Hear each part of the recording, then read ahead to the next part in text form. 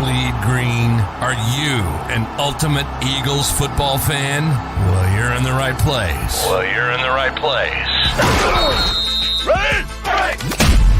This is Birds 365, hosted by the new Mac and Mac, Jody McDonald and John McMullen. Here we go. Who collectively have covered and talked about more than 50 plus years of Eagles football. Kick off your day with Birds 365. You'll get debate. We love to argue. You'll get the real story from inside the locker room. And you'll hear from some of the great football minds from around the region. You're about to become an Eagles insider. Get in the game. Join Jody Mack and Johnny Mack and join the football community that flocks to Birds 365.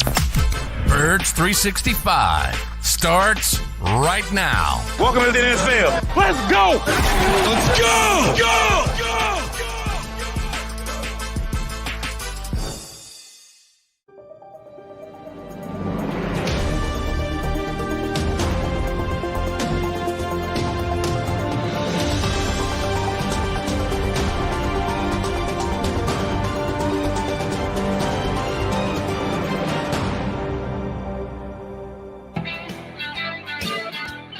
And a good Wednesday morning, Eagles fans. Appreciate you streaming in here bright and early with us. I'm Birds 365, Mac and Mac guys, John McMullen and Jody McDonald hanging with you for the next 2 hours. We got two good guests, Eagle-centric. We should have some fun and some insight with them coming up, Jimmy Kempski and Mike Gill. Johnny Mac, I'm going to let you choose today. I think there are three decent topics to potentially start the show with today. So you tell me what your preferred topic would be. Eagles running game this upcoming season, fifth-year contract options, or the Eagles benefiting from tampering. Which of those three grabs your attention the most?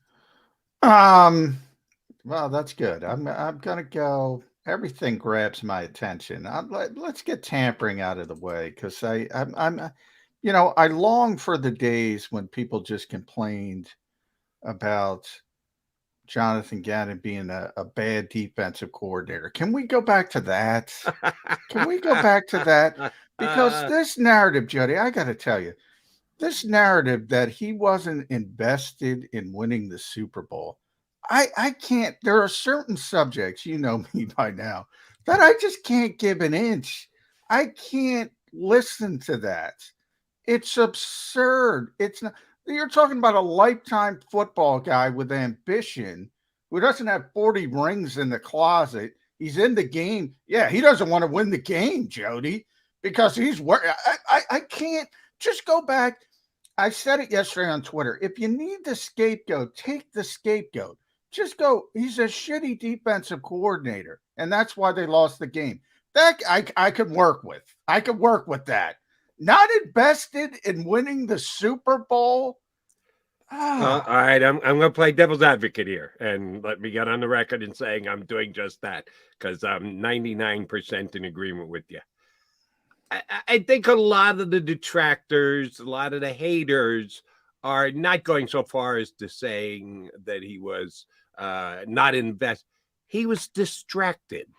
That yes, he was on task and he knew his job, and winning the Super Bowl would certainly be great for him and all these guys that he shared a room with the last week. Yeah, but when am I going to have my first Cardinal practice? Let me take a peek at that Cardinal roster again. What can we potentially do? I think that's at least based in a reasonable argument. The fact that Jonathan Gannon didn't care, or we lose, no big deal, that's just complete and utter BS. Yes, I'm with you 100% on that one. But the human nature, the human aspect, you can't just give him a percent or two of if he was 100% focused because he felt it was a done deal, he was going to become the Arizona coach, was he only 98%, which 98% should be damn good enough. You don't know that there weren't other guys that had stuff going on in their life in that Eagle. Yeah, I know one. I know one, Jody. I know one. Shane Steichen. The offensive coordinator in the same exact position, right? Yeah. Shane Steichen interviewed with Indianapolis after the NFC Championship game, but he was allowed to because it was a second interview. It wasn't a first interview. So the mucked up legislation of the NFL, as it typically is, does that affect somebody's distraction level? It's okay for Shane Steichen because, again, it's a second interview. It's not okay for Jonathan Gannon because it's a first. This shit goes on all the time with Super Bowl coaches on Super Bowl teams. Same thing happened with Kevin O'Connell. When the Rams won the Super Bowl, everybody in the world knew he was getting a job in Minnesota by that time. Was he distracted? I don't know, but he won the game, so nobody cares. Right. I think people are capable, as you know in your life, and I know in my life, are capable of pivoting from one thing to the other like human beings do every day in their lives. Again, I can't even give it any lip service. The Eagles, by the way, as they typically are, and this is where I give them credit, they took advantage of a young GM who didn't have a full grasp of the stupid rules. And they are stupid because one interview, you can have a second interview, but you can't have a first interview in between. I mean, it's just dumb. It really is dumb. So if you want the scapegoat, you got the scapegoat. Use him as the scapegoat. Say he's a bad defensive coordinator. Say he did a bad job. Don't give me this lack of it. He's the most competitive guy in the stinking world. And I know people don't know that, but he's not wanting to win the Super Bowl. That's just, that part of it is just such nonsense. I can't even spend. Yeah, I can't give it 1%, Jody. Yeah, I'm not going. Doesn't care, but distracted. Yes, but he's not. As we both agree, wasn't the only one who was this much distracted. There were others. So if you want to throw it all on Gannon, go ahead. Fine. Last time I checked, Gannon wasn't involved in the coverage of punts, which was as big a play as any other play. The walk-in touchdowns that they gave up, well, what wouldn't have been a walk-in if they had been able to cover? As I said, people need it. Jeffrey Lurie needs scapegoats, right? When things don't go as planned, he always picks a scapegoat. Might be Mike Rowe, might be Carson Walsh, blah, blah, blah. Everybody needs a scapegoat. He's gone. Use the scapegoat if it makes you feel better. That's fine. I have no issue with that. But when people start saying, oh, my God, this, Jody, and by the way, and you know this, and now I can talk about it. On Saturday before the game, I got word he was getting the Arizona and you job. text me. And I texted you. That's why the Steichen thing was already done. Yeah. And you said, both coordinators are out the door. Neither one is going to be back with the Eagles next year. So I think I bring that up only for this reason. I think a lot of people are saying, a lot of people think the Eagles were blindsided by this. They were not blindsided by this. Yes, Jonathan Gannon plays the game. Oh, I didn't know till after game. Everybody does this crap. The Eagles knew it. You think I knew it and the Eagles didn't know it? We talked to them. Bull. I mean, come on. Use some common sense. I'm not talking to you. So, yeah, I got a tough time with this one. I really do. But there are a couple questions that come off above and beyond. People just want to lay the entire Eagles Super Bowl loss on Jonathan Gannon, which is 100% not fair. The Eagles benefited. The Eagles got to move up 30 some odd slots in the third round because of this self-reported. The Arizona Cardinals threw the flag on themselves. That's the way it came down, right? Eagles got wind of this. Eagles figured it out. Eagles were given knowledge. However, the Eagles came up with the information, and they went directly to the commissioner and the league office and said, this just isn't right. They broke the rules. They should pay a price. And somehow, for some reason, the league agreed. Now, I've been doing sports talk here in Philadelphia for how many years? Sometimes Philadelphia has a complex that the fan base in general have a complex that they have trouble dealing with. It's us against the world. Everybody hates Philadelphia. Shoot, Jason Kelsey sings about it. How did the Eagles get compensation? Somehow the owner of the Miami Dolphins got suspended because it became apparent that he had tampered with Tom Brady while he's still a member of the Bucs to come and play quarterback for the Dolphins. What did the Bucs get out of that? I'll tell you, diddly squat. They got nothing.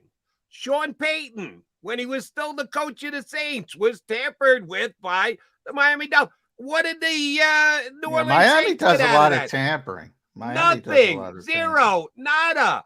But somehow, because Masi Ossenfort, and you talk about stretches of truth, it was independently reported, self-reported. Monty Ossenfort calling Jonathan Gannon to give him a pep talk and or inside information. Well, they are friends. How to handle the Super Bowl. Come on. The first name that comes to mind is, let me get some insight as to how handle yourself on Super Bowl Sunday. Yeah, Monty Ossenfort. That's the first guy I want to get a call from, because he's going to reveal all the secrets of the Super Bowl. Come on, you with this stuff. Please, Jonathan Gannon. He's not helping himself when he finally steps No, he's done a very bad job handling these situations verbally, because you got to sort of avoid the landmines. Now, I mean, it is true, and that's probably the route he should have gone, Jody.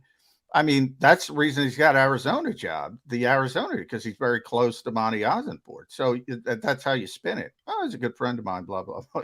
He's saying, he's wishing me good luck. And then, in between, oh, by the way, I want you to be the head coach and blah, blah, and all that kind of stuff. But I mean, that's what it's all about. It's all about relationships in this league. So he's done a really poor job of explaining this stuff. You got to play the game. You got to do the tap dance. As I said, the Eagles know.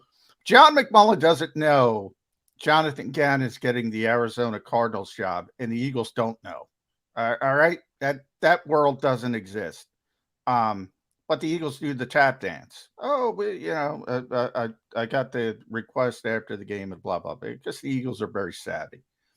A lot of people have brought up, our buddy Marcus Hayes wrote a scathing Jonathan Gannon column last week. Was it last week? Yeah, I think it was last week. But, Howie Roseman's pissed and all that. Yeah, Howie's pissed.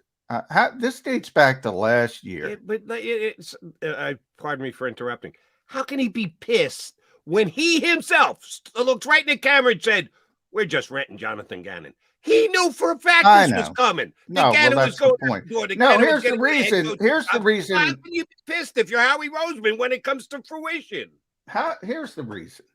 Howie was pissed last year when Ian Cunningham and Brandon Brown got pilfered before. And remember, he changed that rule. He got that rule changed. So hiring secondary football executives, the timing of that has now changed because he was pissed. I'm sure he was pissed again after the Super Bowl. He was just constantly. He was so depressed because he knew what opportunity the Eagles had and let slip out of their grasp. And then he's probably thinking, Jesus, I lost my offensive coordinator. I lost my defensive coordinator. People are just picking the bones. Go steal Andy's guys. Plenty of people have over the years. But, so from that standpoint, yeah, after the fact, he's saying, damn it, Shane's got to deal with Indianapolis. Jonathan's got to deal with Arizona. I'm pissed off. Here's the rule. Damn it, I'm pissed. That's pure speculation, but that's my guess. And as I said, who's his assistant GM? John Ferrari, who's a compliance guy, knows the rules inside and out. Right. But you can get on table, you can scream and yell, you can stomp your foot, you can do whatever you want. The league doesn't have to give you. No, they don't. They don't have to acknowledge that you're right about the reading of the rules. I just gave you two incidents that have come down in the last year, John, where the team that got the short end of the stick that got tampered with got nothing in exchange for it but somehow this gets kicked up to the ownership level, and Laurie and Bidwell negotiate what the compensation's going to be, and the Eagles move up that many slots in the second round. And this is Philadelphia we're talking about, who, according to some of the Philadelphia fan base, the world is against them. They never get calls. They never get the benefit of the doubt. They never get any kind of break. Well, they got something that seems nobody else in the league got.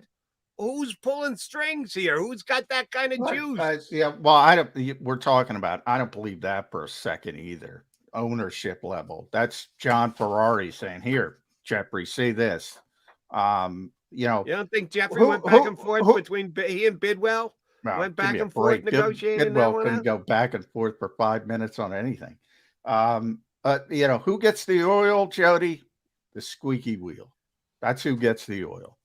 You sit and you complain enough and you point out, look, this is the issue. This has been happening to us. People are picking our bone. Again, that part of it's just speculation. That's what I think happened. But you bring up a good point. There's been far more serious tampering issues. And why did, the NFL has no rhyme or reason. There's no precedent. Sometimes they just do stuff. And I'm guessing, the squeaky wheel got the oil. That's just a guess, though. And if that's the way it is, so be it. It just is never.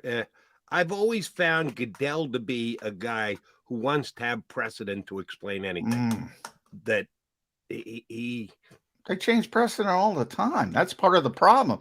That was the problem long before. Now it's a little bit different because they sort of boiled it down in the CBA. But in the old days, if you think about when all the personal conduct issues started, it was really Ray Rice in Atlantic City. That's where it all started. That there was no consistency. That was part of the problem. And everybody would say, how many times have you heard over the years, Jody? Well, so-and-so got suspended 4 games for marijuana. Oh, I've heard it. I've heard it thousands of times. And that's why I say I think Goodell tries. Doesn't always succeed, but I think he tries to have some kind of precedented explanation after the fact. New things arise, things that have never happened before, things that you can't directly tie to a previous violation, whatever. That's why he's got one of the toughest jobs on the planet. That's why he's paid as much money as he is. He's got a really difficult job. I think he tries to get precedent. Well, you had precedent here with teams that had been found guilty of tampering, that had been punished, but the team that got tampered with never got anything in exchange. They just got we're sorry about that. But somehow the Eagles got something out of it. I don't know how. I don't know why. If you're an Eagle fan, maybe you just move on and don't question and go, hey, that's the way it shook out. That's good by us, because the Eagles certainly benefited from it, whereas other teams haven't. All right, he's John McMullen. I'm Jody McDonald. We've got 2 good guests coming your way today. Mike Gill will be on in hour number 2. Eagles brought a West Virginia kid in for a little bit of a workout and a practice. We'll see if Gill knows anything about the West Virginia potential Philadelphia Eagle. And coming up next, Jimmy Kempski from PhillyVoice.com, one of the better Eagle beat writers, does it every day, in and out. And yes, sits next to John McMullen, where he tries to avoid having coffee spilled on him. We get Jimmy Kempski from Philly Voice up next here on Birds 365. Do you stream on a Roku, Fire Stick, Google TV, or Apple TV? Now you can watch 6ABC 24/7 with the 6ABC Philadelphia streaming app. And the big story on Action News? Search 6ABC Philadelphia and start streaming today. Go to get your game on. Go for the beers. Go for the cheers. Go for the hit and the hits. Go for the stakes and the stakes. Go to get your parlay on. Go to get your party on. Go for the scene. Go for the screens. Go for the gallery. Go for the win. Go to Ocean. Visit theoceanac.com to plan your visit. The greatest fans on earth. It's a bold statement, but would you expect anything less from Philadelphia? 58 years of heartache creates a toughness, a grit, a resolve not found in most. Sure, our prayers were answered, but now that we've had a taste, We're looking for more. Pondley Hockey, official partner of the Philadelphia Eagles.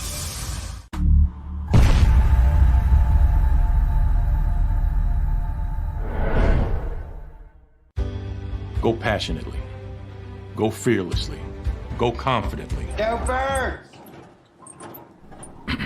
Go confidently towards your goals with First Trust, Philly's hometown bank for nearly 90 years, and the official bank of the Philadelphia Eagles. We're focused on getting you over the goal line. So go with conviction, go with trust, Go Birds! and go forward with us by your side. First Trust Bank, the official bank of Philadelphia Dreams. Oh, and go Birds. All right, did you know I was the mommy slam dunk champion? Really? Yes, really, don't sound so surprised. Let's see it. Oh, you're ready. All right, here we go. Let's hear the crowd. So go to right, go to left, fake 'em out. Mama, go up, mama! She did it. Again? You can't avoid gravity, but United Healthcare can help you avoid financial surprises by helping you compare costs and doctor quality ratings. United Healthcare. Uh-huh.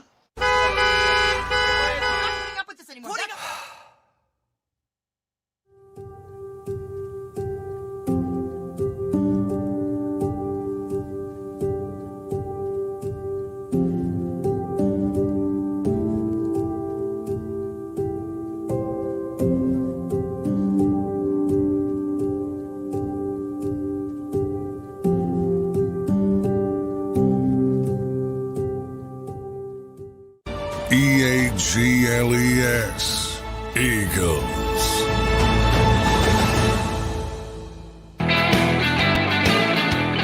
Got Mac guys here on Birds 365. We are attempting to get connected with Jimmy Kempski from Philly Voice. Having some technical difficulties from what I can see. We're into the green room, and Jimmy hasn't popped up yet, but it seems like he's trying to connect.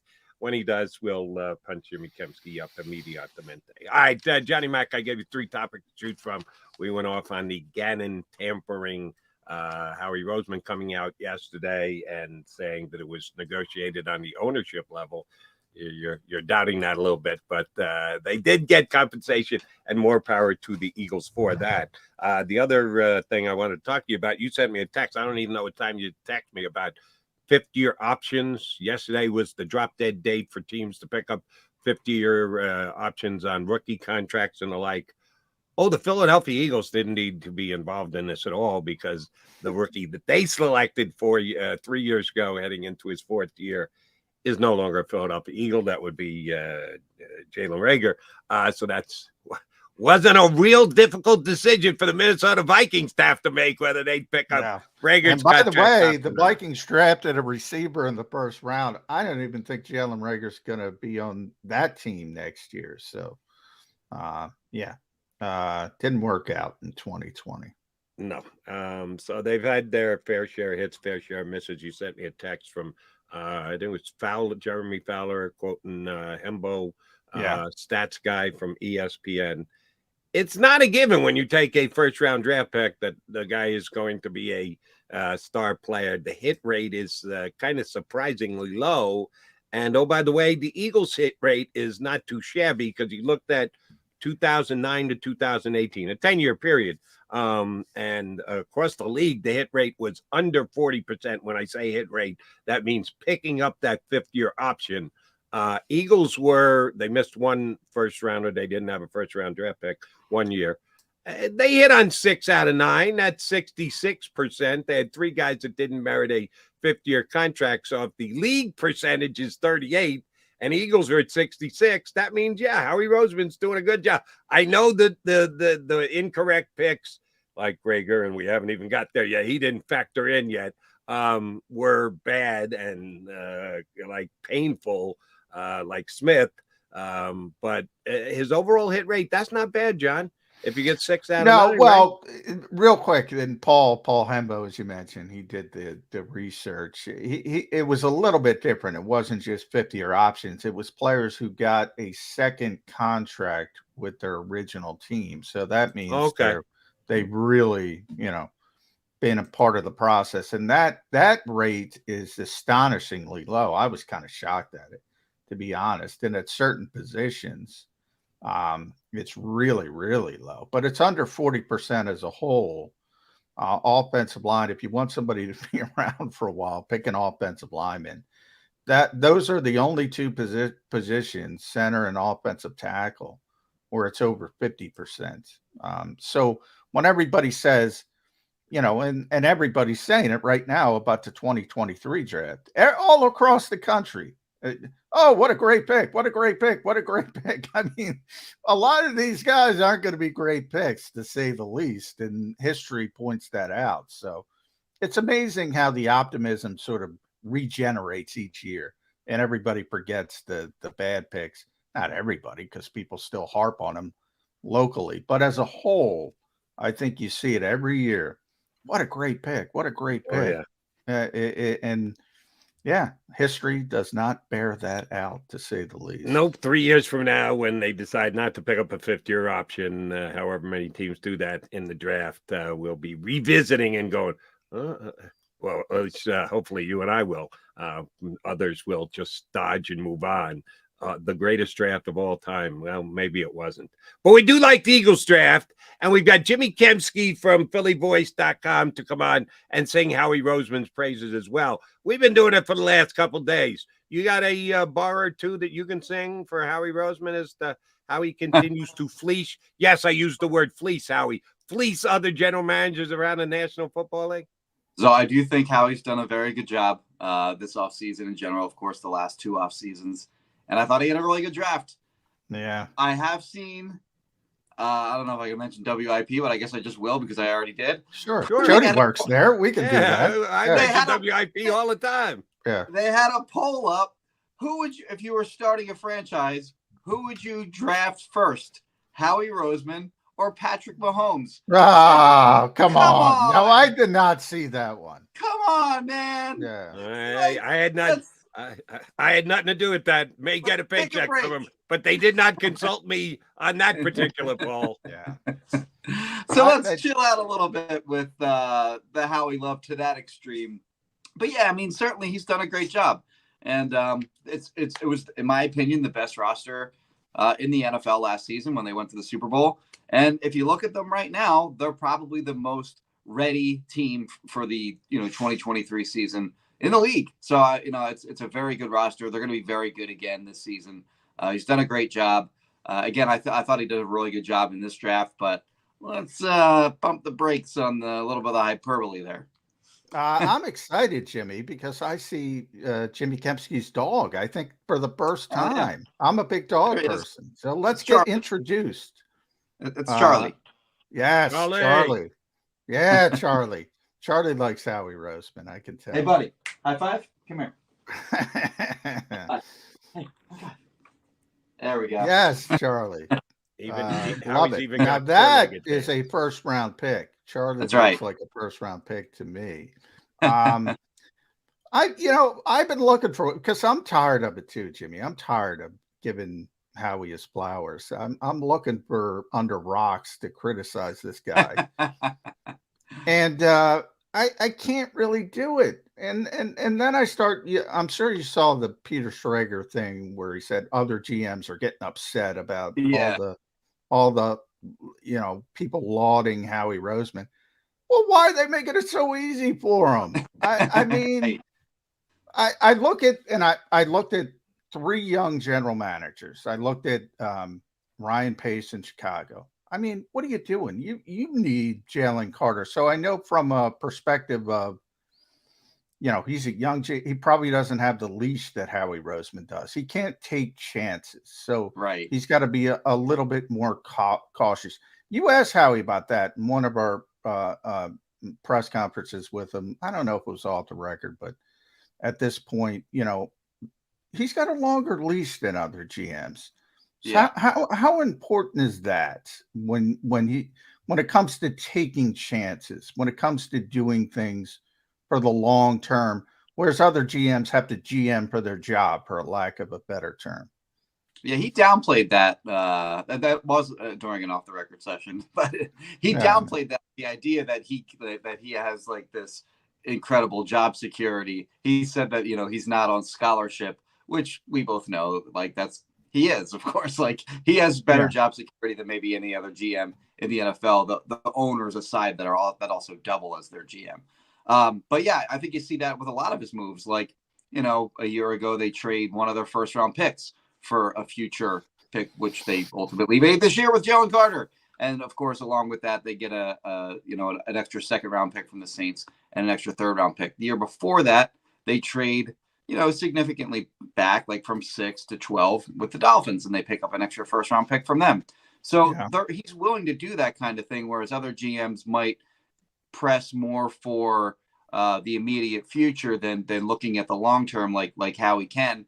And then also, he can take chances. That's one of the benefits of being the general manager of the Eagles, is I think Jeffrey Lurie allows Howie and their decision makers to take chances on players and just generally and just on general concepts, and giving them the freedom to do that sort of allows them to hit big on some of the decisions that they make. So yeah, I think Howie is uniquely positioned compared to other GMs around the NFL where he can take these chances, and certainly they've put themselves in the position to take a chance on a player like Jalen Carter, given the very good locker room leadership that they have, starting at the top at quarterback with Jalen Hurts, and then all these guys that have been around forever, like Jason Kelsey and Leon Johnson and Brandon Graham and Fletcher Cox, and right on down the line.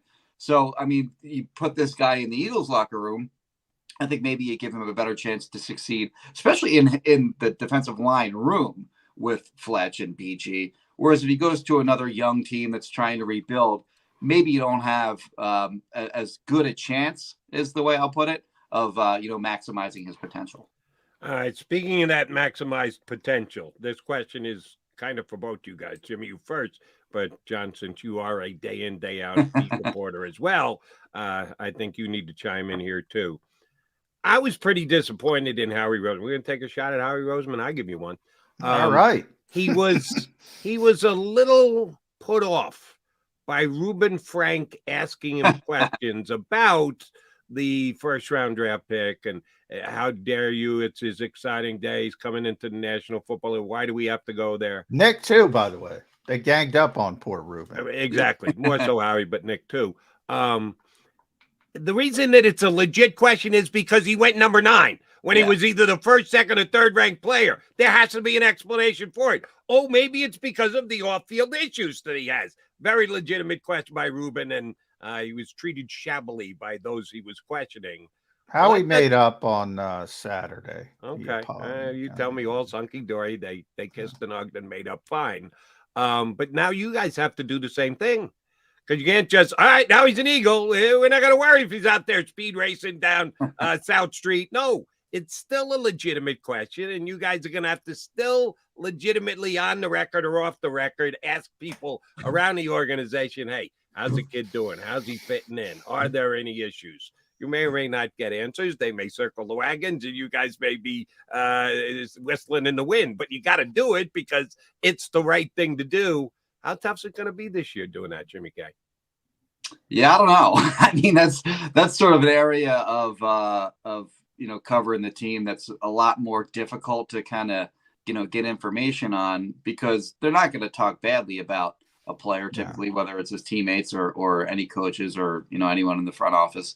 They're just not going to slam a guy when they're trying to get the most out of them. So you're not going to see leaks of him being disruptive unless it's right in front of our faces and we can report it.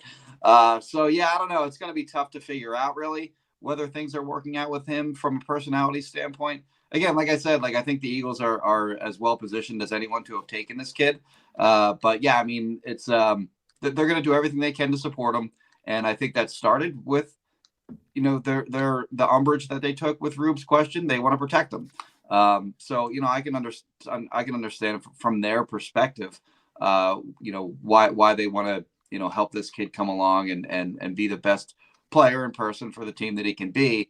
But again, yeah, it's going to be tough for us to be able to, tell, I guess some players, if they really don't like him or something, then, maybe they, come to us and then they say something to us.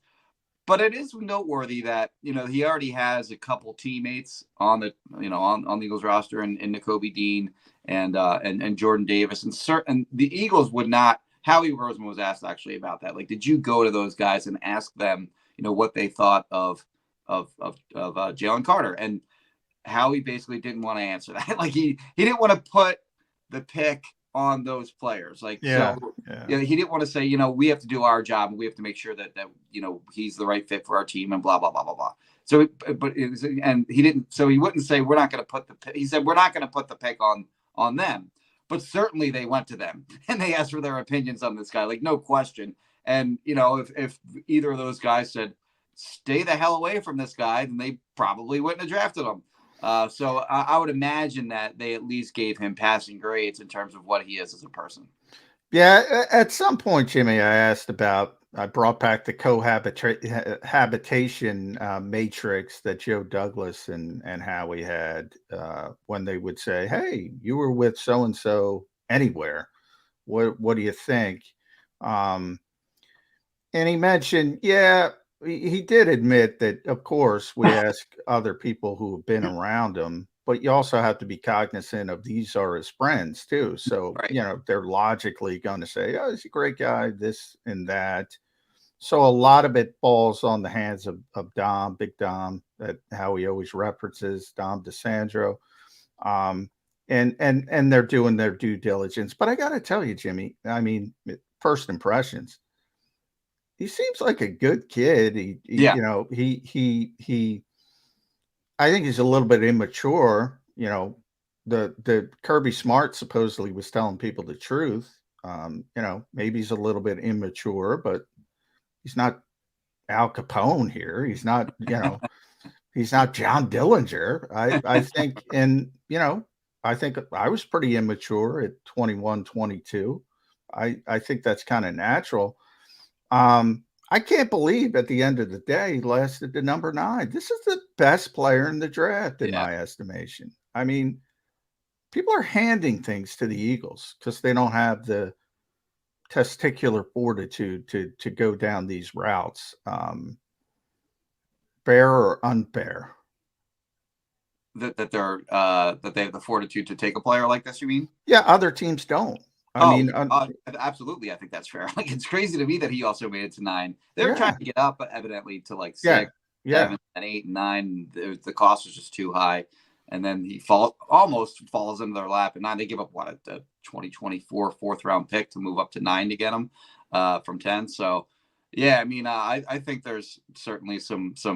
I think we got to see how the player pans out too. Like, if he turns out to be like a Hall of Famer, then obviously, these other teams that passed on him are going to look really foolish for not having done the right homework or not having, as you put it, the testicular fortitude to pull the trigger on a guy like this.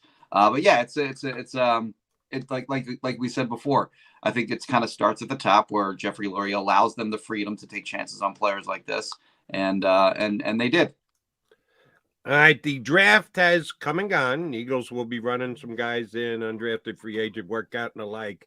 We're a good chunk of the way through the year on the roster building, but as we learned last year, it's not over until opening day because Bradbury shook loose in June, and they trade for Chauncey Gardner-Johnson within the week of the start of the season. But the start of the season is going to get here at some point, and we're going to find out probably next week how the Eagles' schedule lays out. We know who they're going to play. We just don't know when and where. Peter King, in his Monday Morning Quarterback column this week, suggested the Eagles and the Giants to potentially play on Black Friday, that Amazon's going to get a game on the biggest shopping day of the year. They're writing this mega big check to the National Football League, so they're going to have enough gravitas to dictate the NFL play on a Friday. If it's Eagles Giants on Black Friday and you guys are covering the game, either here or up the turnpike, what time do you want to see the game start? Well, isn't it supposed to be an afternoon game? Is it already scheduled this afternoon? I haven't seen that. My understanding is that it's an afternoon game. I don't know if that means it's at 1 or if it's at 4. I mean, I'll always default to 1. Jimmy knows that. I mean, every game should be at 1. Every period. End of sentence. Easy answer. Absolutely. Yeah. Night games are the worst thing in the world. I'll live with a 4 o'clock game. I think you're right, though. You could suck it up and cover a 4 o'clock game if need Yeah. be. You too. Yeah. 4 o'clock is fine. It's the night games that are the really brutal one. Not to get too focused on ourselves and our jobs here. Oh no, please feel free. I went down that road. I took you down that road. Keep going. The brutal one for me was whenever they played Green Bay in the preseason, because those are always night games on like a weekday. And whenever I've gone to Green Bay, I fly into Milwaukee and I stay in Milwaukee. So it's like a 2-hour drive to Green Bay. Yeah. So you're doing the 2-hour drive to Green Bay, you cover that game, and then you're driving back to Milwaukee. You're not getting back to your hotel in Milwaukee until like 4 a.m.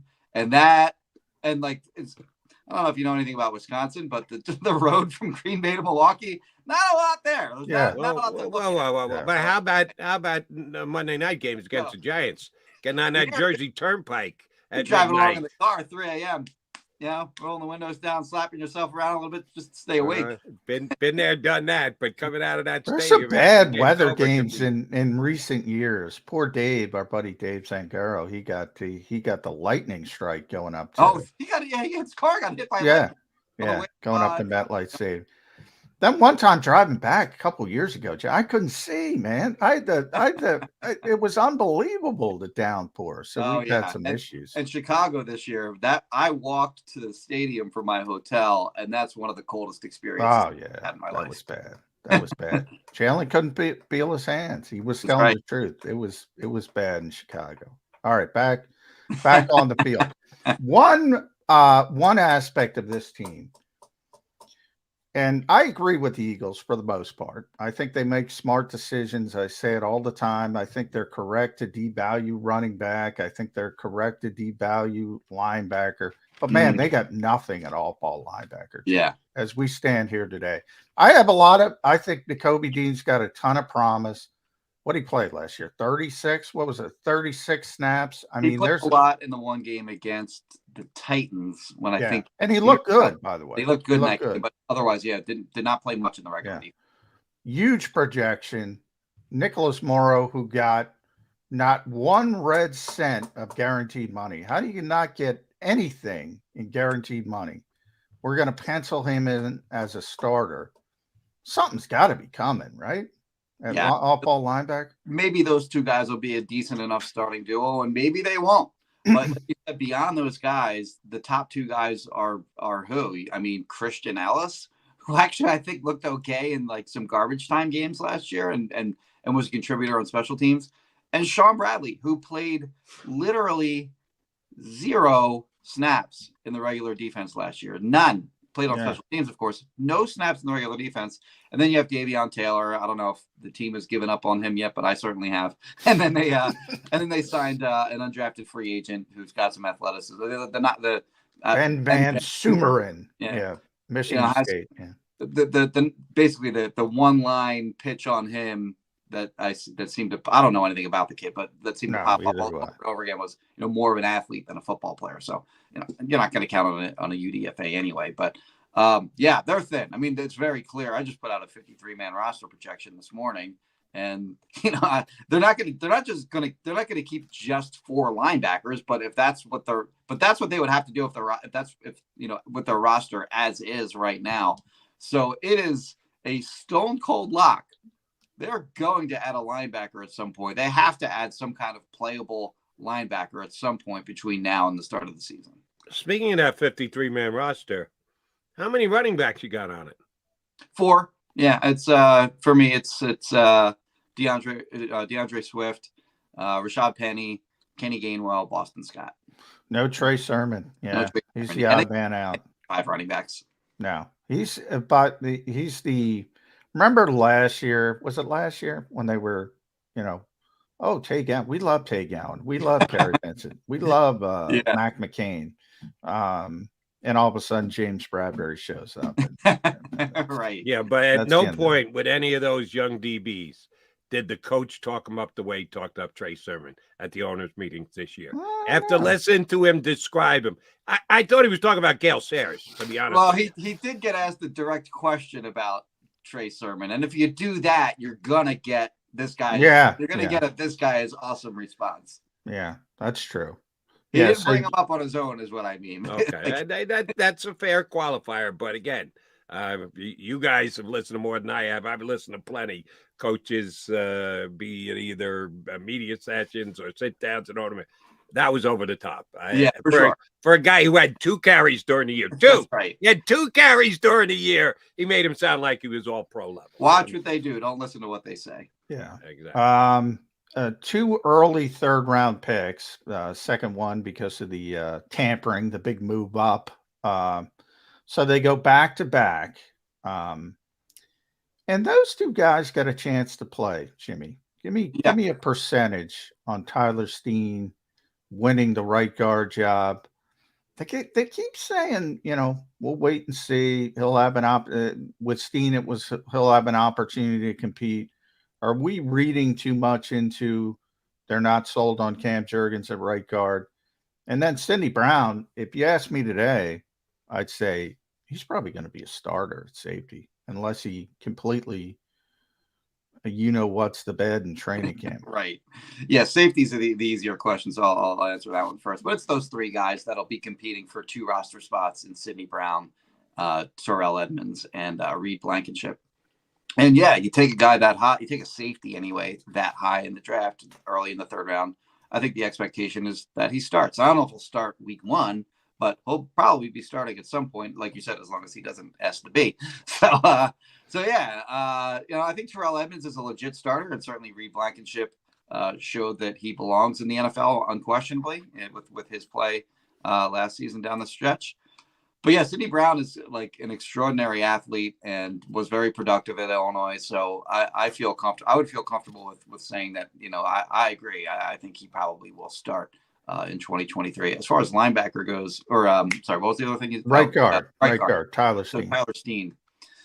Yeah. So when Nick got asked whether he would have a chance to compete for a starting job, if he were to be asked if he could compete with Lane Johnson or with Jason Kelsey for like a starting job, if you were a right tackle or a center, you get laughed at, right? Yeah.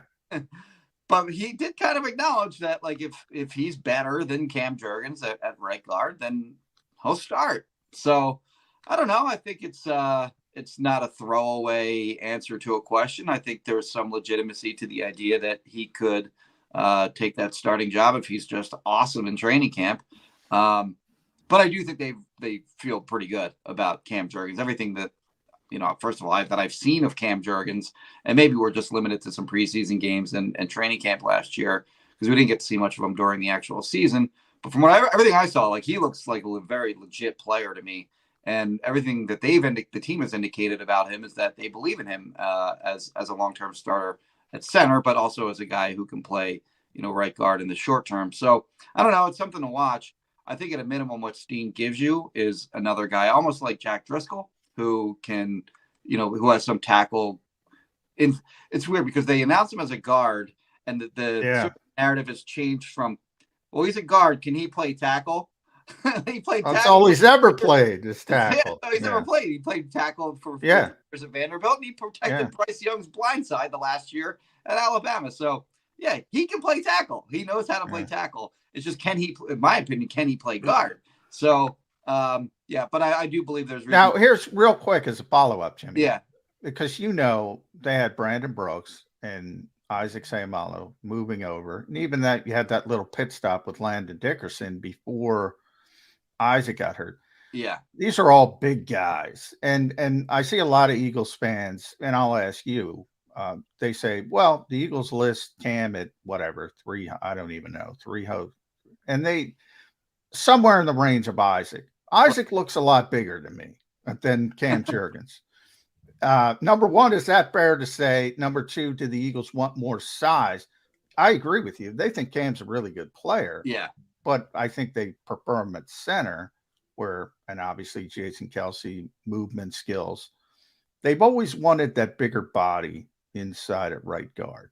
I think that's right. And maybe the dynamic changed when Landon Dickerson, did play left guard, during the 2021 season, and he and Mailata were so together on that left side that maybe they just kind of shift the dynamic. Okay, well, we'll just move our big body guy over to left guard because it works so well next to Mailata. I remember like heading into the 2022 season, I thought Dickerson was just going to go right back to right guard. And, he's going to play just as well there between Lane Johnson and Jason Kelsey as he did on the left side. But they just kept him on the left side, and they threw Isaac in on the right side at right guard. So, yeah, I don't know. I don't know if it's like I agree. Like, certainly with the Brandon Brooks point, Brandon Brooks was huge. So, you think about the success that they had with him next to Lane Johnson. I think that anyone that you slot in at right guard in between Jason Kelsey and Lane Johnson has as good a chance to succeed as any other right guard in the NFL, playing between like the best center in the NFL. And in my opinion, the best offensive lineman, not just right tackle, not just tackle, best offensive lineman in the NFL in Lane Johnson. So whoever they put in there is going to be uniquely positioned for success, whether that's Steen or Juergens. I think they really want to get Juergens was a 2nd round pick, man, just a year ago. Yeah. He redshirted for a year. They want to get that guy on the field. They don't want a 2nd round pick not playing the first 2 years of his career, in my opinion. They want to get him on the field and at least get him some action. And then when Jason Kelsey eventually retires, he'll fill in at center. But I would say that Steen, in my opinion, is a long shot to beat out Juergens at right guard. But again, it was interesting that Nick did, welcome the.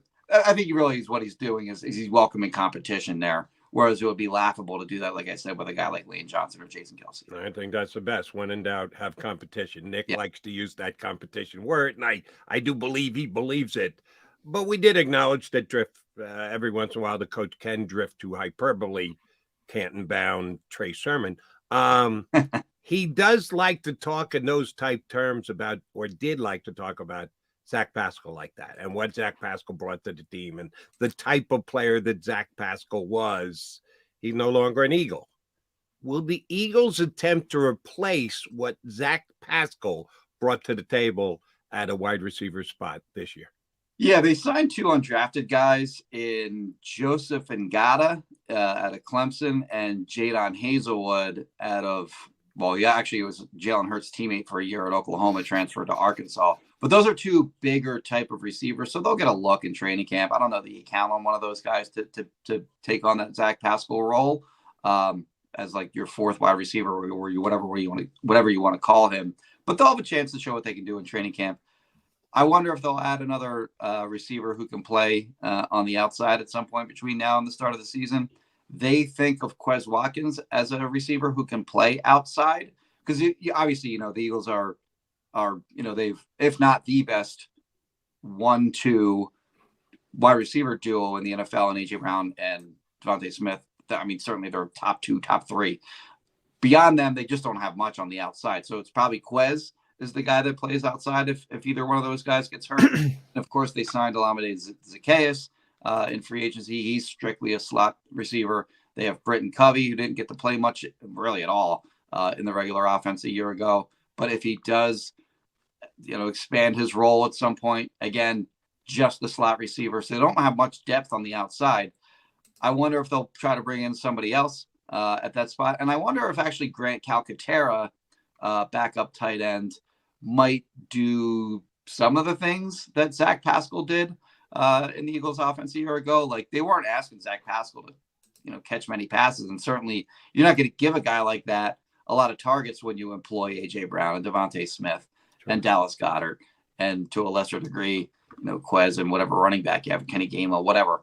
So I wonder if Calcaterra can maybe take on some of the role that Zach Pascal had in 2022. But it is a hole on the roster right now, and their depth at wide receiver would be concerning. If they didn't have to worry about it last year because Brown and Smith stayed healthy. Yeah. One of those guys went down. That's a trouble area.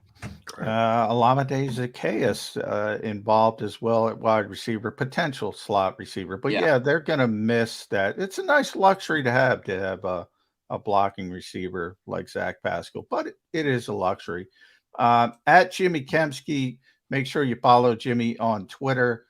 Check out his way too early 53-man roster projection. The reigning champion, by the way, right. Jody McDonald.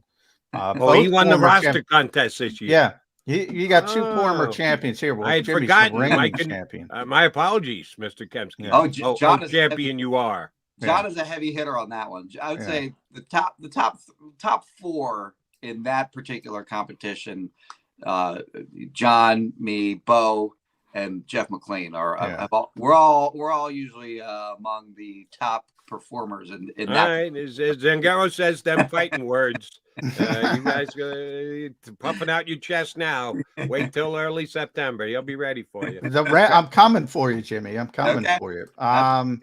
Last one, Tanner McKee. I think a lot of people thought, when the Eagles brought in Marcus Mariota to be the backup, they wanted similar styles to Jalen Hurts, and then all of a sudden they do the 180. Hey, let's bring in a 6'6" pocket passer who can't move at all. Right. Did that surprise you at all? Yeah, I thought that they were maybe going to lean toward a guy like Dorian Thompson-Robinson, who I think went 140th overall. Yeah, and then they took, and then there was Jaron Hall. Jaron Hall, fifth rounder, who has some mobility. He went before Tanner McKee as well. I don't remember exactly when, but went before Tanner McKee. And then it was a surprise to me that they took a guy like Tanner McKee. It actually was more. That's a guy that really fit what the Eagles were drafting for a while when Carson Wentz was the quarterback. Yeah. Like Clayton Thorson, when they took him, that was not a surprise at all to me that they took sort of a bigger, not super athletic quarterback. And then they took Jalen Hurts, and it was like, wow, well, that's different than what I was expecting. So I think the moral of the story here is we don't really know what the Eagles value in quarterbacks. Actually, I guess we do, because Nick Sirianni has on several occasions listed the 4 traits that he prioritizes at the quarterback position, and he always does it in order too. The order is accuracy, decision making, ability to make plays off schedule, and then no, there's one. You're right. It's accuracy first. Movement, decision making's 2. Movement is last. That's 4. Arm strength is 3. Arm strength is 3. And the way he phrases arm strength too is not necessarily has to have a great arm. Just has to be able to make every throw. Yeah, has to be arm strength has to be above a certain line. Yeah. So he said about McKee that he's got the accuracy. He's got the 3. He's got decision making, and he's got good enough arm strength. Did not try to sell us at all the idea that he could run around. That would be easily refuted. I don't know if he's accurate or not. Like he threw, and I don't think completion percentage is a perfect measure of accuracy, but he's 63%, which isn't very high, particularly at the college level. That Stanford team stunk. So I watched a bunch of Stanford games. They're a bad football team. That offensive line was Swiss cheese. And with his inability to make plays off schedule, he's kind of a sitting duck. So he'll be much better behind the Eagles' offensive line. All right, Jimmy, last one from me. Sure. The Eagles have this newfound respect from the league office. Somehow they got paid off for being tampered with when other teams in the league did not. Don't know how this started. Don't know where it came from. Just sit back, smile, and take it. Let's say a call comes in from Roger Goodell to Jeff Lurie this week, and he says, we appreciate everything you do. Feel bad for that last-second field goal, Harrison Butker. We're thinking about scheduling the Chiefs and the Eagles. Game 1, Thursday night, kick off the season. Definitely the Chiefs because they're the champs. But, Jeff, we'll let you say yay or nay. If you want to play, the game's yours. If you don't, we'll figure out somebody else, and you got to play the Chiefs later in the year. If Jeff Lurie is offered the chance to play first game of the season this year on Thursday night in a rematch of the Super Bowl, does he say yay or nay? Hell no. No. Come on, it's first game of the season. Nothing tastes better than quickly gotten revenge. No. I want to win week 1. Yeah. They might beat the Chiefs, but I'll take the gimme. Yeah, John kept telling me after the Super Bowl they actually had the better team, so why not take them on again first game of the season? I think they did have the better team. Jimmy, where are you? I would think they had the better team. Oh, absolutely. I think if they play that game 10 times, the Eagles win at 6, and we kind of saw that in the first half, where they were dominant, and then Well, then should Jeff Lurie ask that of the commissioner at the end of the year? Can we play 6 out of 10 rather than just 1? Yeah, Where the best team doesn't necessarily win? Yeah. No, the best team doesn't win all the time. Jody argues with me. I mean, it happens every week. There's upsets. Crappy teams beat good teams. The best team doesn't always win. I'm not arguing with you on that. I'm arguing that the better team won the game. They both finished with the same exact. They both finished with the same exact record in the regular season. The Chiefs played a tougher schedule than the Eagles did. The Chiefs had a tougher time coming through the playoffs, and then they played each other, and one team won and one team didn't. I don't know how you can't take the team that accomplished. My personal opinion is that's the best team I've ever covered. I say it's better. Well, that's that of Jimmy too. We got to get. I apologize, Jimmy. No, we you're got to good. get you out of here. I think the last year's Eagles team was better than the Super Bowl winning Eagles team. And I don't think it was even that close, to be honest. Yeah. Best team I've ever covered. They didn't get it done at the biggest stage. If they get one defensive play, it's a totally different conversation. Hey, I think they were the better team. I'm not saying it's a blowout. Kansas City's very good. I have tremendous respect for Patrick Mahomes and Andy Reid. Sure. They're a very good team, but I think the Eagles had the better team.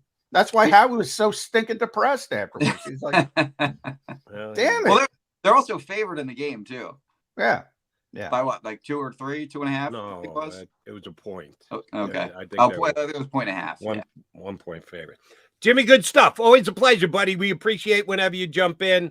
The new schedule will be out. We'll get you back on again after that. Thank you very much for joining us today. All right, guys. Take care. Thanks, Jimmy Kempski, PhillyVoice.com. We got to meet Charlie Kempski. I'm excited by that. Oh, Charlie the Pooch, yeah. A 4-man spot here on Birds 365. Mac and Mac and Jimmy and Charlie. That's not a bad quartet. All right, Jody Mac, Johnny Mac coming back. Mike Gill's going to join us in less than 20 minutes now, so you want to stay with us on Birds 365.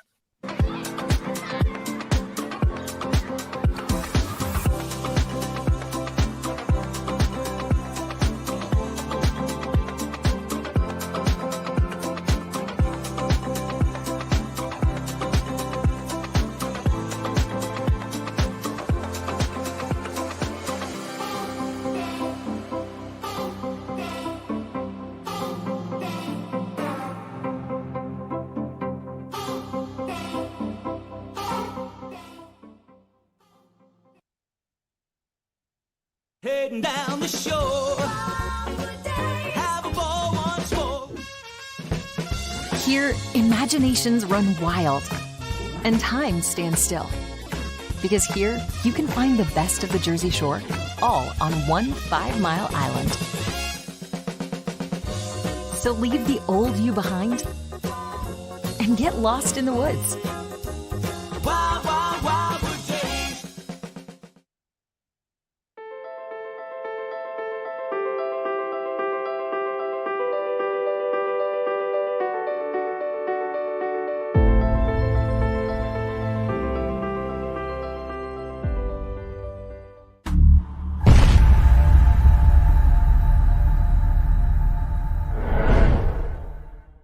Score and save at Southeastern PA and Delaware with Colony Pools this football season, and let the experts close your pool with a custom Merlin safety cover in green for the birds. And if you join our Winter Watch team, we'll give you another 20% off, and Colony Pools will handle it all. Keep your tiles on your pool, not in your pool. Fly with Colony right now, Birds fans. Visit flywithcolony.com. Hi everybody, my name's Jason Lombardi. I'm an inspector at DryTech. At DryTech we offer 3 major services, the first one being basement waterproofing, the second service we offer is foundation and structural repairs, and then the third service that we offer is mold remediation.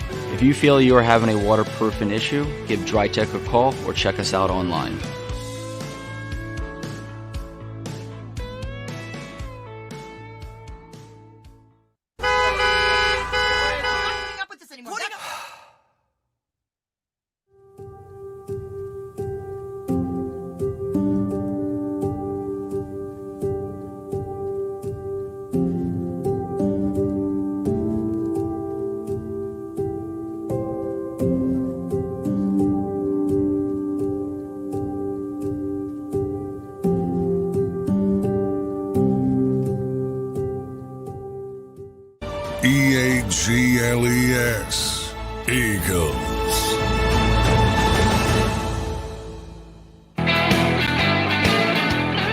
Mac and Mac guys here on Birds 365 Wednesday get together. Mike Gill from 97.3 ESPN Radio down the shore, the host of Sports Bash, going to jump in with us in about 15 minutes from now. John, I either want to bring this to your attention or I want to ask you what the hey. Was thinking about the Eagles running game with this upcoming season, the addition of DeAndre Swift. How does he factor in? I asked Jimmy Kempski how many running backs he's got on his 53-man roster, the much too early 53-man roster. I love the much too early stuff. It just gives you stuff to debate and talk about, and we thank Jimmy for that. And he's got Trey Sermon not making the team. Don't know how that's going to go over with the coach. But because I was thinking about Brian Johnson and how he's going to call plays this year and what the Eagle running game is going to look like as compared to what it was last year. And the more I thought about it, I go, well, yeah, Brian Johnson's calling the plays, but it's such a hands-on offense. Nick Sirianni and Kevin Patullo and the like. And I'd forgotten what Kevin Patullo's new coaching title was, that the head coach went out of the way to make sure that Kevin Patullo got some love this offseason, that he actually switched his title. Am I correct about that? That they somewhat changed his title, but didn't necessarily say his responsibilities were going to change at all? Yes. It was, I brought up the Cheers episode, the Cheers title episode. Yeah. Yeah, I mean, Kevin's very close to Nick Sirianni. I've said that from kind of day one. He's sort of I call him his consigliere. He's his right-hand man, even sort of when Shane was here. When he got the job, Kevin was one of the first people with him, and he was doing a lot of the legwork when he was trying to hire coaches and all that stuff, contacting people. They're really, really close. That's why I thought there was at least I thought there would be some chance that he would elevate him to offensive coordinator, but the Eagles were concerned about losing Brian Johnson. They probably would have lost Brian Johnson if they didn't elevate him.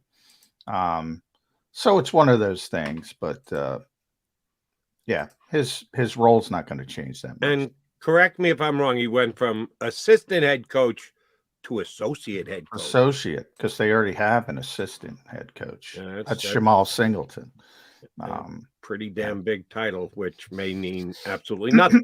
But I just wanted to double check that. So I punched up the Eagles coaching staff from the Eagles website, PhiladelphiaEagles.com, and went to, okay, now he's associate. I'm pretty sure he's assistant at that time. And I went through the entire coaching staff. You know who's not on there, Johnny Mac? Matt Patricia. On the Eagles website, Philadelphia Eagles coaches, they run down all their coaches and all their assistants, and they all have a smart, shiny picture, smiling picture of all the coaches. I did not see Matt Patricia there today. Is that just an oversight? Is it a reconsideration? Is it a Matt Patricia's going to be the guy behind the curtain all year long? They've already got one guy behind the curtain. His name's Sean Desai. We haven't met him yet. He's the actual his picture's there. I can pick him out of a six-pack now because his picture's right there, right under the head coach, as the coordinator should be. Sean Desai is there. Did not see Matt Patricia. Just an oversight or a mistake, or you feel free to punch it up and tell me that I'm wrong. Jody, what the hell's wrong with you? Yeah, all right, fine. It was 7:15 in the morning when you were looking at the Eagles website to find out who what title Kevin Patullo had, and how the hell did you miss Matt Patricia? He's right there. I went over it 3 times and I didn't see Matt. No, he's not there. He's not there. What the heck? We were talking about that on the draft, during the draft. They still have not confirmed it. Adam Schefter confirmed it. All of us, it was on the website and they took it off. I told you that story. Yeah, you saw it for what, 22 seconds or something? So he's expected here. Why it's taking as long as it's taking, I don't know, but maybe that's an indication that maybe he shouldn't be here. I don't know. He's supposed to be here. When the Eagles, finally admitted, and they've talked about it before. And Nick said it, by the way, because he was asked, and he said, yes, it's trending in that direction. Trending. Why it hasn't happened yet, I can't tell you. We had too much. We didn't ask him about that because we had too much draft stuff to go over. But, when we see Nick next, which will probably be on Friday, I will ask him that. Fair enough. Do you read into that Patricia was not certainly, well, I shouldn't say certainly, but probably not in the building. Nobody saw him in the building. He was not consulted at all during the draft. Different teams run drafts differently, and you kept getting the shot of the Eagle war room. And I saw Sirianni, but I didn't recognize any of the other coaches specifically in there. Do you think that Matt Patricia is not going to be consulted or is not? No, well, I mean, in his role, he would not be, a big part of the draft process anyway.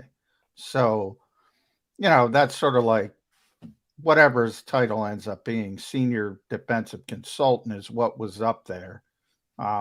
He's not going to be, game planning or involved in scheming or things like that. That's obviously going to be Sean Desai, and he's the one you're sort of drafting for, so to speak. So either way, he wouldn't have a big role when it comes to stuff like that anyway. Even in the job he was supposed to be getting. What do you think a senior defensive consultant actually does do? Well, it's different for everybody, but it's there's no dictionary to look it up in. So yeah, I'm just. I mean, if you look at it, speculate here for me, big guy. Past couple years, with Jim Bob Cooter offensively did special projects. Marcus Brady they brought in to sort of explain what defenses might do to try to attack certain looks. Vic Fangio, when he came in for the 2 weeks, was helping the offense in the opposite direction. How is the defense going to handle this? Those are the types of things the Eagles have typically used consultants for. So, how that shakes out, we shall see. But yeah, I mean, he's not. Sean Desai's the defensive coordinator, so he's going to be the one in charge of the defense and all that kind of stuff. So it's not like Matt Patricia's going to, and maybe the Eagles start thinking about this, and they saw the groundswell of interest because of the history, not only of Matt Patricia, but his history with Darius Slay and all that kind of stuff. And then started thinking about, and again, this is just speculation, started thinking about, hey, we got a young defensive coordinator, doesn't have a lot of experience in this role. In this town, you just saw what happened to Jonathan Gannon. You really want Matt Patricia hanging over his shoulder? Yeah, here's why you want Matt Patricia hanging over his shoulder. What does Jeff Lurie like to do when things don't go well, Johnny Mac? Scapegoat. Scapegoat. Yeah.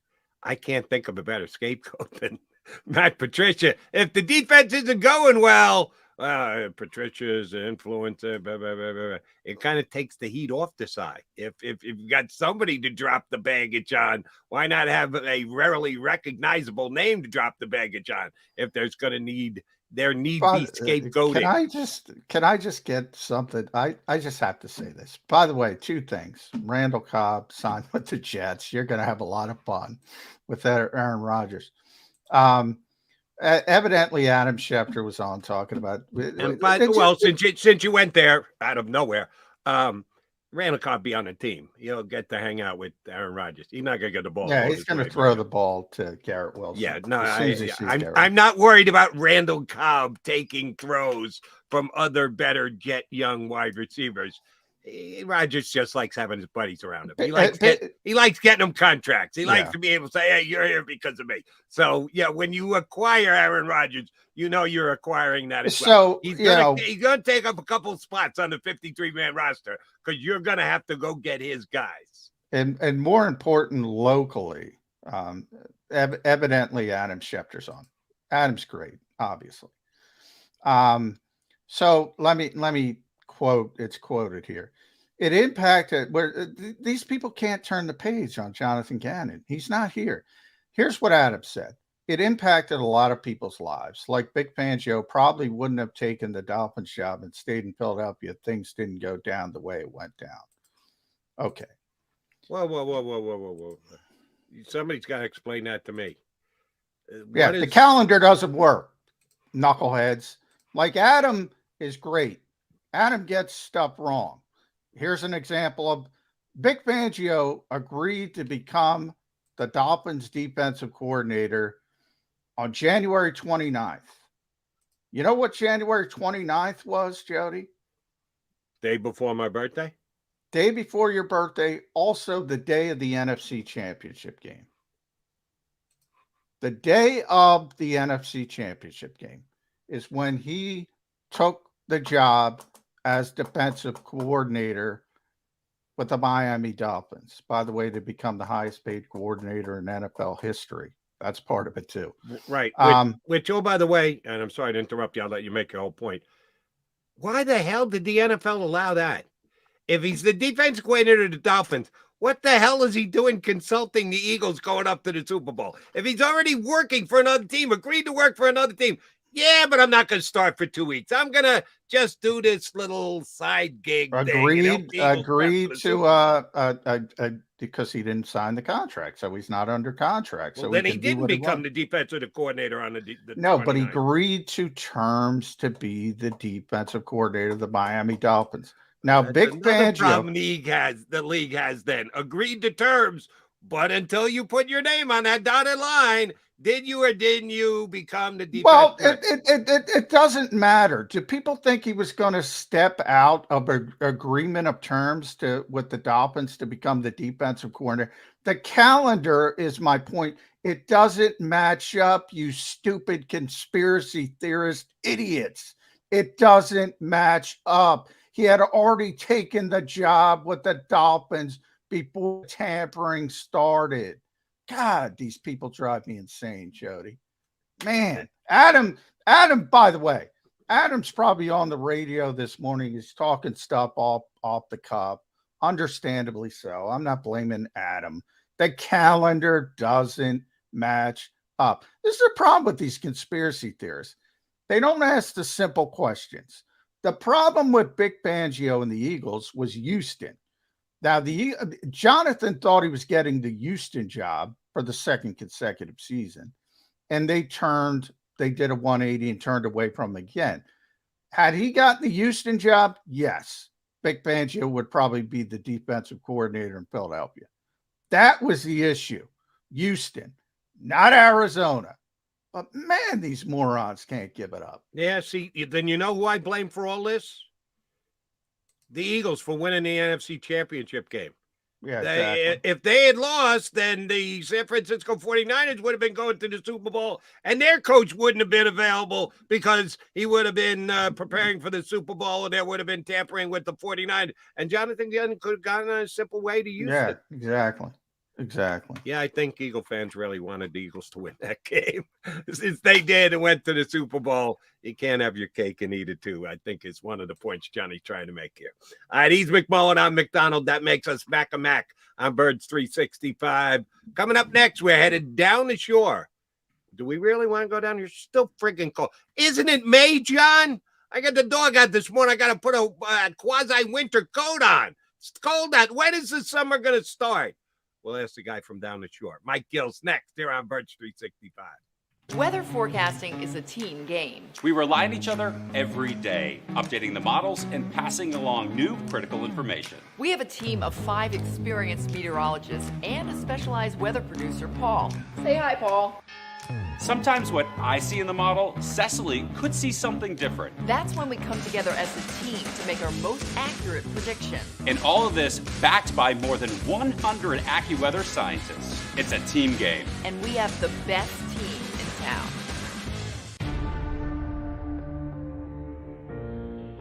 When it comes to the fight against insurance companies, large corporations, and the healthcare industry, injured victims are always the underdog. But that doesn't worry us. At Messa & Associates, we're an injury law firm from Philadelphia, and we come to fight.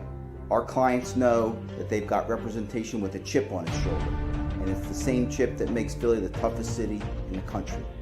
Call 215-568-3500 or visit us online at messalaw.com. Messa & Associates, the toughest injury firm in Philadelphia. Go to get your game on. Go for the beers. Go for the cheers. Go for the hit and the hits. Go for the stakes and the stakes. Go to get your parlay on. Go to get your party on. Go for the scene. Go for the screens. Go for the gallery. Go for the win. Go to Ocean. Visit theoceanac.com to plan your visit.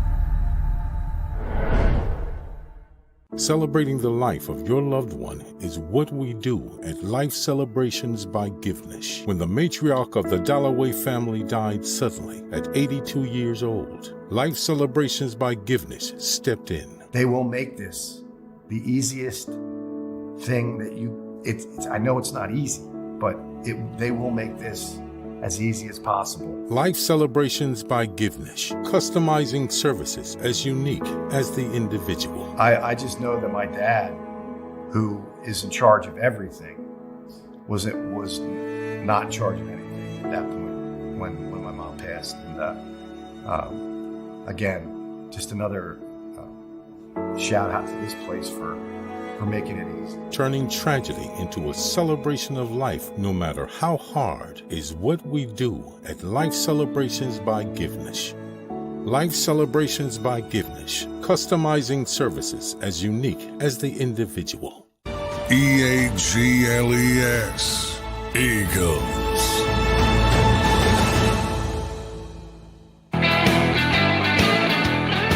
Got Mac here on Breaks 365, and it's our usual Wednesday guest. Good to have Mike Gill up and joining us from the shore. Either your camera's a little off or you've been out in the sun. It's been friggin' cold this last week. How you getting color down there on the shore, Gill? It's windburn, man. There you go. Yeah, it's got to be windy. Chilly, man. It's got to be chilly down there. It's not too bad. I was out Saturday. I was up at the crew races at Cooper River, so maybe because I was outside all day. All right, yeah.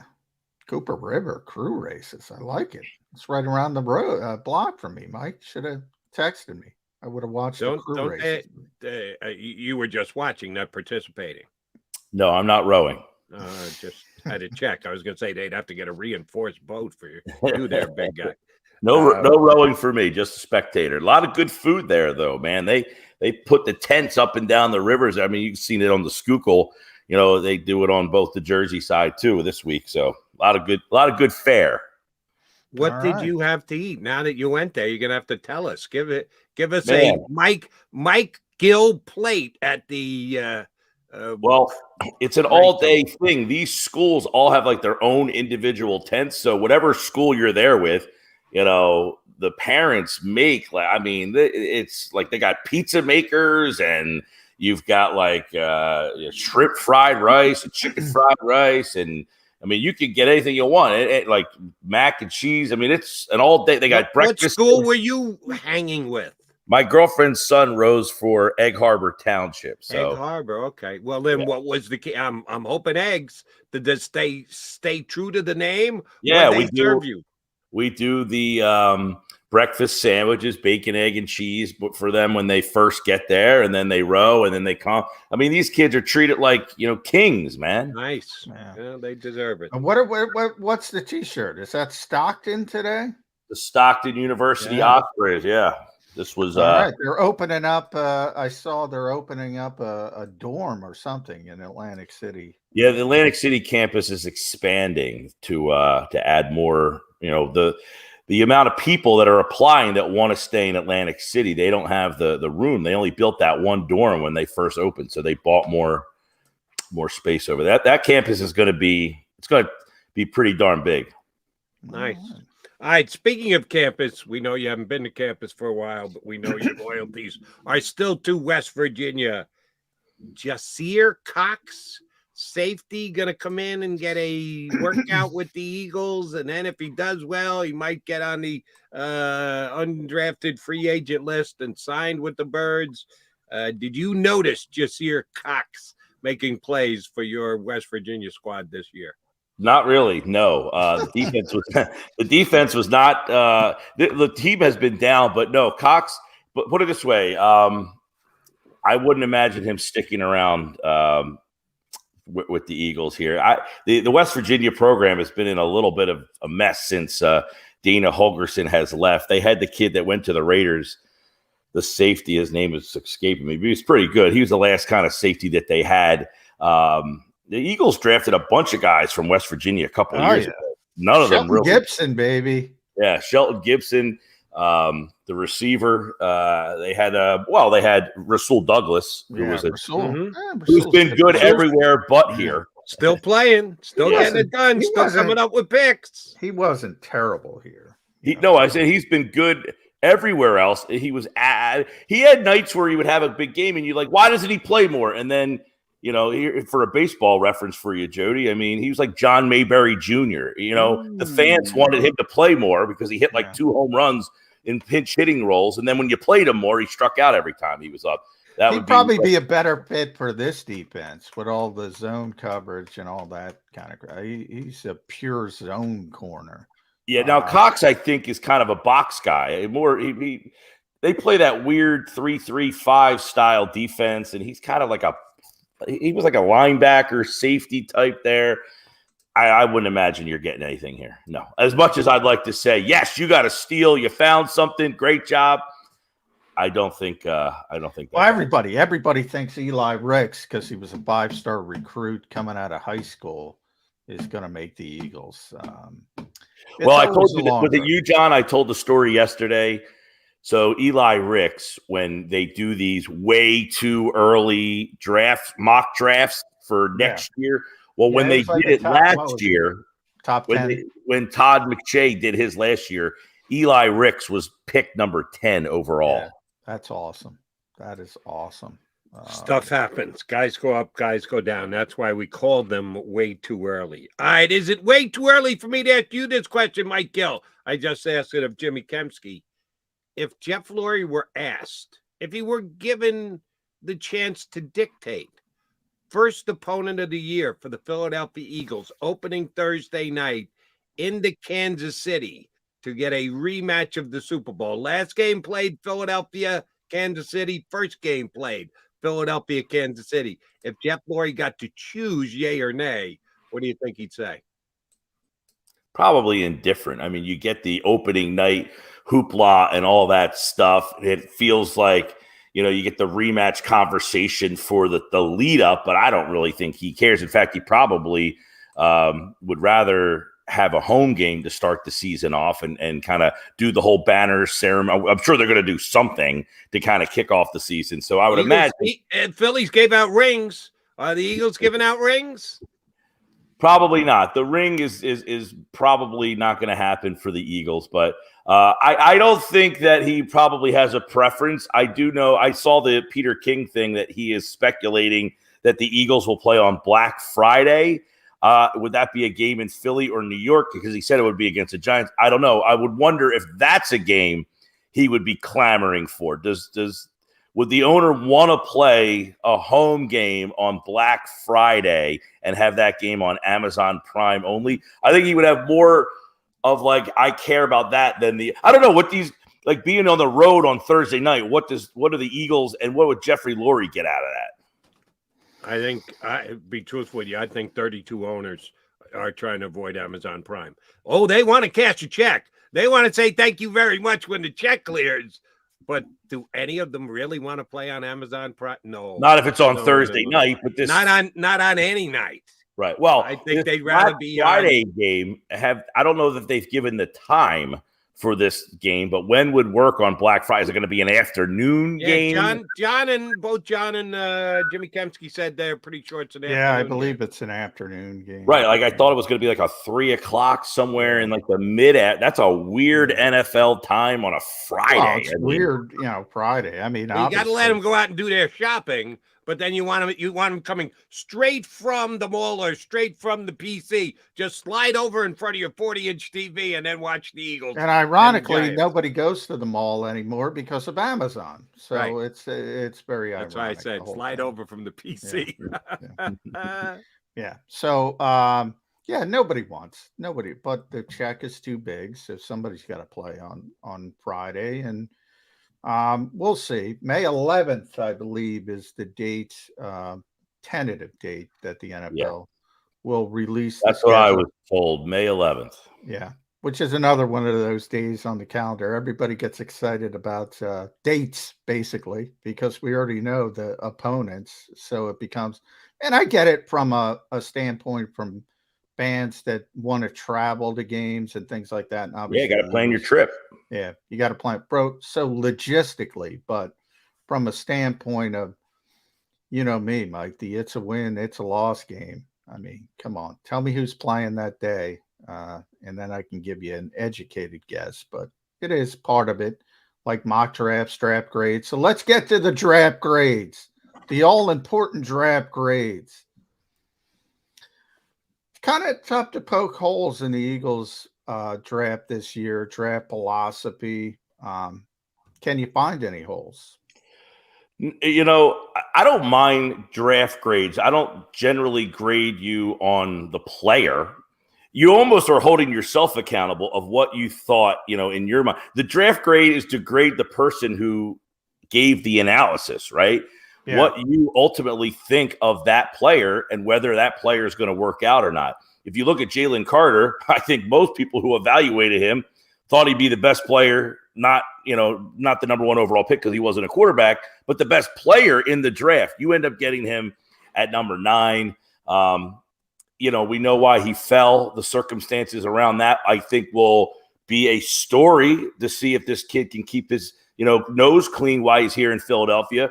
But if he does, you're probably getting an impact player. This is something the Eagles really haven't had as a first-round pick. When was the last time a first-round player has come in and made an impact for this team immediately? I mean, they've drafted guys in the first round that have been decent players, but which one has come in day one and might have his name in the paper the first day? Do they still print the paper up there? Because they stopped doing it down here. But the guy who makes the play right off the bat that gets his name in the headlines that first game, this kid has a chance to do that. They have not had an impactful rookie. They've had good rookie players. They've had good players in the draft that are starting. A lot of offensive linemen, that they found guys later in the draft. Come on. Devontae was just that type of a player. He might not have had his best day one, game one, but he was a high enough pick and a well enough. He was the freaking Heisman Trophy winner. Eagles land Heisman Trophy winner. Gotta give Devontae that much scratch. Yeah, no, he had a solid rookie season, and I think he scored early in his career. He might have scored in his first game with the Eagles, and he had a solid year. He had like 900 yards. So I'm not saying not a bust by any stretch of the imagination. I'm talking about a player who could be talked about as a Pro Bowler from the first snap of the ball. I think he'll be that type of player right off the bat where, you get that rookie player who, like a Micah Parsons. I'm not saying he's going to be sacking the quarterback 18 times, but that when you're talking about the Eagles halfway through the season, man, they've got this rookie, Jalen Carter, and he has really changed the way they've done defense in Philadelphia, that kind of stuff. So they hit a home run, I think, with that. Nolan Smith, I don't think, will play enough to make that big of an impact. He'll probably be a rotational player, but you can't pass on the speed and explosion that he brings and the possibilities that he has maybe for down the road to be a little bit more. So that first night was outstanding. Obviously, the second night, not as sexy. They get a guard who played tackle. You're going to have to try to move him. So he'll be in a competition, Steen, in training camp. And then the safety. You look at Brown and wonder, is he going to be getting the week 1 snaps right off the bat? Because he'll be probably one of the favorites to play in this rookie class.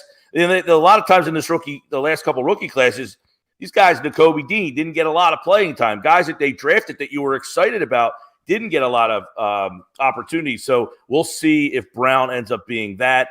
And then, of course, after that, you got a bunch of guys, Kaylee Ringo, who's got a lot of potential, probably won't play a lot because of the safety corner situation, unless there's an injury, and then he may factor into playing. The quarterback obviously doesn't even really fit what they do here, but interesting story in itself. And then Ojomo, the defensive tackle, that dude's a freak athlete. I mean, I watched him plenty at Texas, but I can't imagine he gets into the tackle rotation. So overall, that's a tough numbers game for Ojomo. Yeah. Overall, I thought the draft, I don't know that you looked and said, man, this guy was on the board. What were they doing? That didn't really happen. And of course, the trade, that factors in as well, getting Swift here. I asked yesterday on my show, if Penny and Swift are both healthy the entire year, who has a bigger impact? That's Penny. a legit question. Penny. But, Penny's good. Penny's like really good. I mean, we've already seen Penny perform at a really, really, really high level, but he's never healthy.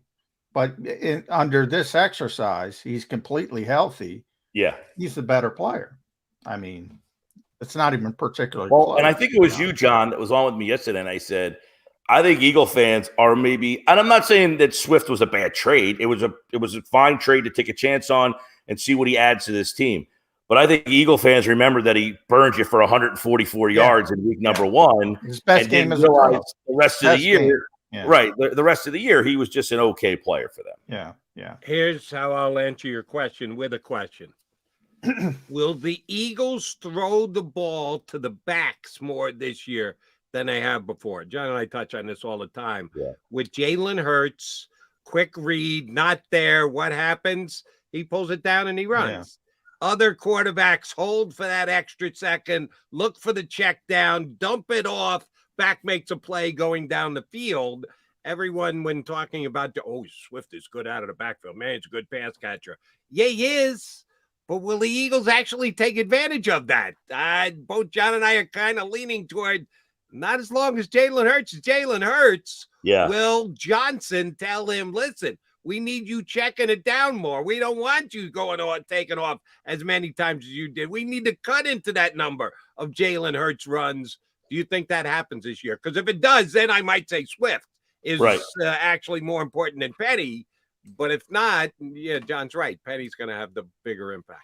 Yeah, he had 48 catches last year. I think there's somewhere like 65 the year before. He's been great really out of the good. backfield. He's a really good receiver. Really I think it's somewhere in between, and I totally understand John's point of, hey, he doesn't need to check it down because he'll just tuck it and run himself. But I guess I would ask this question: can you have more design stuff for the running back to catch the ball? Can you have stuff where we are going to do more screens? We are going to do more, little hooks over the middle and just kind of dump it over the line. I don't know. You might say, look, we didn't have a guy that we were going to design stuff for in the past. Miles Sanders, not a great pass catcher. We didn't really have a lot for Gainwell. Scott's not in the lineup enough. So we don't really have those plays in our offense. Well, now I have a guy that I can design something specifically for. Maybe, but if not, then I tend to agree that you probably aren't going to get the fruits of his labor and where he excels as much, because when Hurts doesn't see what's there, he just takes off and gets the 12 yards himself. Unless, and if Sirianni said we didn't pay him to do less, unless they drill in his head, hey, we have Swift now. Let him dump it to him and let him do the dirty work. I don't know that I see that happening. So I would tend to lean with you guys, but I'm giving you a way that maybe they can get him more involved.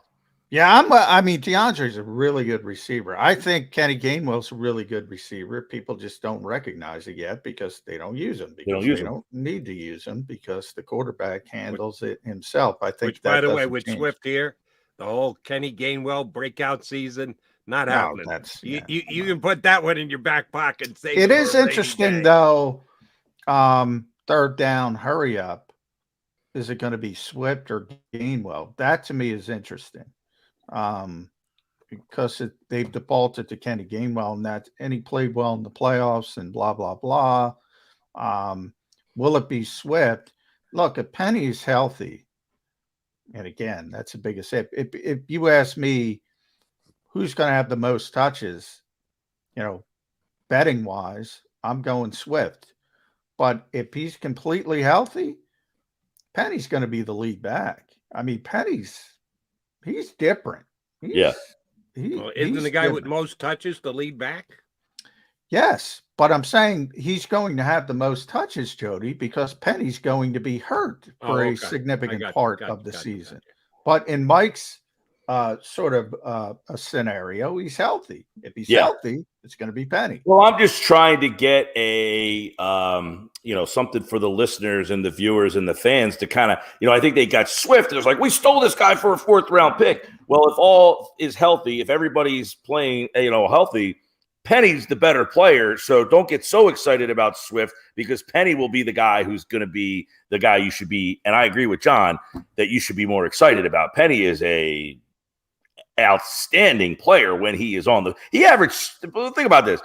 He got 6 yards a carry behind that Seattle offensive line. I mean, that offensive line is routinely terrible. Now, they were better this year up front. They've been a little bit better. But this guy finds, ways to get 5-6 yards a carry behind notoriously bad offensive lines. He's got the best offensive line of football to get a chance to run behind now. So does that keep him healthy? Does that get him even more yards per carry? If you're getting 6 behind Seattle's offensive line, how many am I getting behind this offensive line? All right, Mike Gill, crystal ball time. The Eagles starting right guard on opening day this year will be who? It's a good one. Man, am I way on an island by myself to say it might be Jack Driscoll? Yeah, yeah. You're out there by yourself. You're on You don't have the Island professor there. or Nobody Mary knows. Ann or the skipper. Yeah, sorry, Gilligan. You are all by your lonesome on that island. I mean, Driscoll has, he's got experience. He's the veteran player of this group. They know him. I think it could be a situation like we saw, I guess in the year they went to the Super Bowl. I guess Sayamala started, then they ended up going. So I guess it's reverse. In this case, Driscoll would be the Wisniewski, where we know what you are. I'll say this, Mike. I'll say this. It's not an impossibility. But he started there before. I mean, he's the only one of the group that has started and played right guard in the NFL. But what I will say is, if Jack Driscoll is starting, things went badly in training camp because they wanted to be Cam Jurgens or Tyler Steen. And if they both don't seize the job and they got to go, you know what? Let's just have Driscoll in there. Things did not go according to plan, but it might happen. Right. Well, Jurgens I guess has never played it. Steen's never played it. Yeah. I mean, I guess I'm looking at it at who will play the most games there. Maybe not who will be the starting right guard at the start of the year. And I kind of default to what they did in the Super Bowl year was, hey, we gave Sayamala the shot. He didn't produce. We went, who was it? Max Gene Gillis they went to next. What about Max Gene Gillis? Right. John McMullen. We've been doing this for 3 years. Has Max Gene Gillis's name ever been mentioned before on Birds 365? I believe not. Yeah. Xander, go through the transcripts. Go see if you can look through there. That'll take Xander about 3 weeks. Good luck with that, Xander. Max Gene got about 2 weeks, and then they decided, you know what? Let's just go to Wisniewski. No, it was Chance Warmack. Oh, Chance Warmack. Damn. I believe his name has been mentioned here before. Yeah. But we never got down By the Max way, Gene Gillis Road. You talk about missing on a draft pick.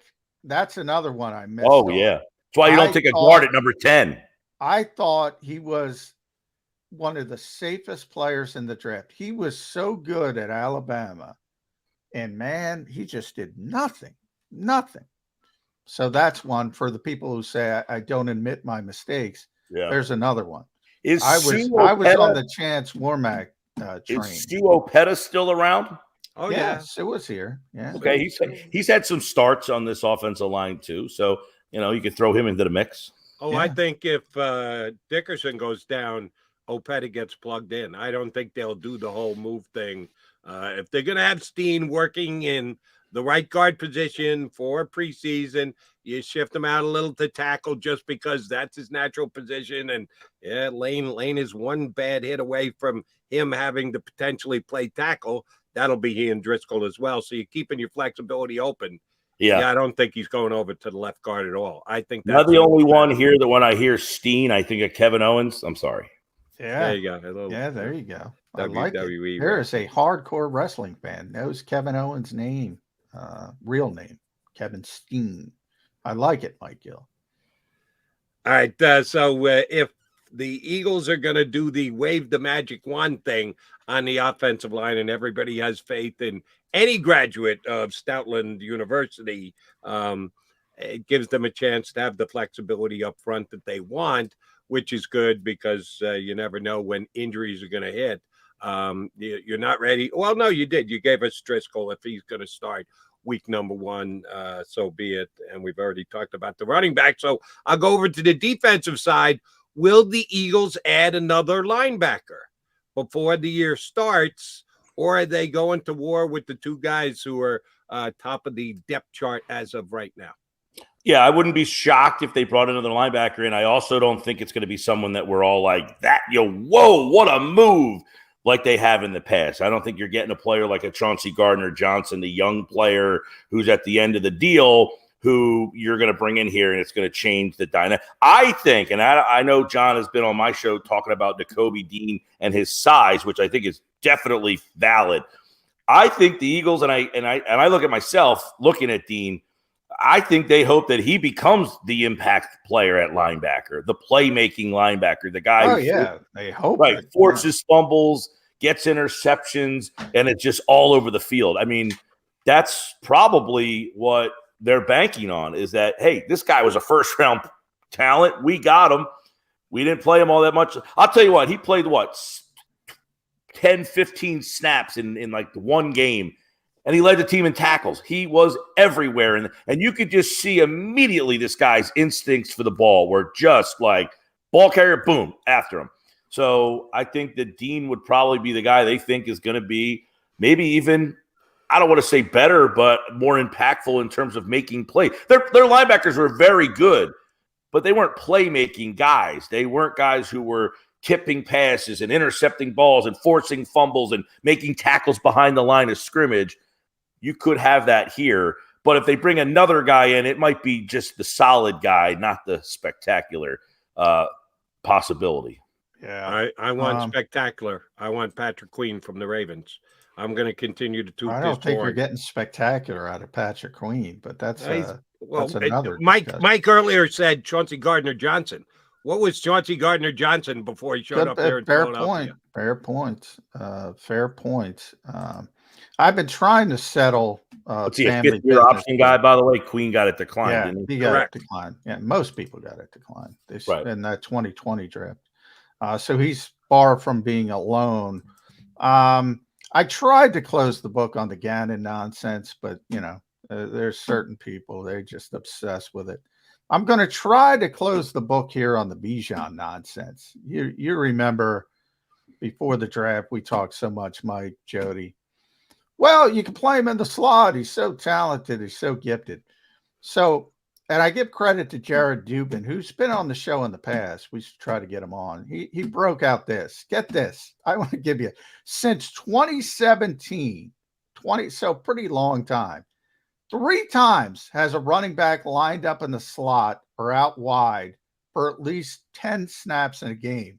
Not 40 like a slot receiver, 10. It's happened 3 times. Christian McCaffrey in 2017, Tariq Cohen in 2019, J.D. McKissick in 2020. That's it. Last year, McCaffrey playing under Kyle Shanahan, the guy when it comes to manufactured touch players, totaled just 108 slot or wide receiver snaps in 17 games, 6.4 per game, and that led the entire NFL. But yeah, a running back is going to play slot receiver in the NFL. I told Jody this in the lead up to the draft. You are making the worst slot cornerback in the NFL the best if you allow him to line up against running backs. You do that as a changeup, a knuckleball. Boy, and people can't get it. Wasn't that what they thought? Because Gainwell played a little slot at Memphis, a lot, a lot of slot, exactly. and that they could use him in that role. How much have they used Gainwell in the slot? So if they're not using him, who had slot experience in the slot, I couldn't imagine they were going to do it. By the way, that's people that use manufactured touch players. Quez Watkins, I think we'll all agree, is not a great slot receiver. He is better as a slot receiver than the best running back. Well, he maybe not better than McCaffrey, but take McCaffrey off the table. He is by far better, significantly better than the best running back playing slot receiver. Well, I'll give you one. I'm going to go to the defense, and this will tick off Eagle fans because it's giving credit to Andy Reid. Jerick McKinnon was pretty good at doing it this year.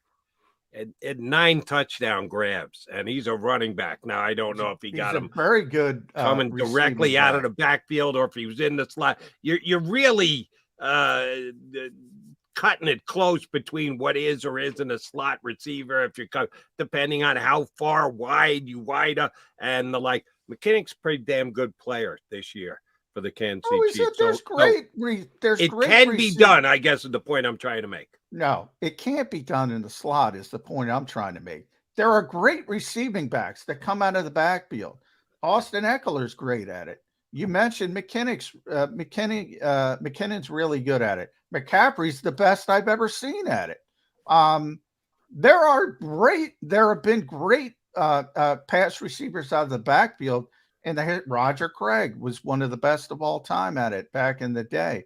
But we circle back to what we were talking about before, Jody. Jalen, you don't need that sort of skill set with Jalen Hurts, or at least as much with the traditional quarterback. Now, if Tanner McKee's out there, yeah, give me a back that can catch the football. But he's not playing in the stinking slot more than 6.4 times a game. Because if Christian McCaffrey only does it 6.4 times a game, nobody else is doing it 6.5. That's my only point. Are we splitting hairs on in the slot and coming out of the backfield? Well, a receiver catching the ball is a receiver catching the ball. If you're lining up, if you're lining up in the slots, right, it is not splitting hairs because you're making it easier for the defense. Running backs are so effective because they're generally matched up against linebackers coming out of the backfield. They are not matched up against slot corners. If you put them out there like a receiver, and all of a sudden they say, oh, we're going to put our slot corner. The worst slot corner in the NFL is going to lock down everybody not named Christian McCaffrey. The worst. Right. But the linebackers are a dying breed in the National Football League. So a slot corner ends up covering a guy out of the backfield. Even if he's not on the line of scrimmage in the slot. Jody. He's getting lost in the wash coming out of the backfield. He's not getting lost in the wash when playing slot receiver. That's why nobody does it. It's easy for a slot corner. Easy. We need more Dave Meggetts and Eric Metcalfs out there. You can hide those guys doing a little, they delay and then they kind of branch out into the open. They find a little spot in the underneath there, catch, and then spin up the field. Yeah, the arrow route coming out of the backfield. I mean, that's one of the toughest to defend because you have an option when you have a guy like Eckler. Yeah, that is tough to defend. But if you stand them out there and they say, hey, I'm going to run a route.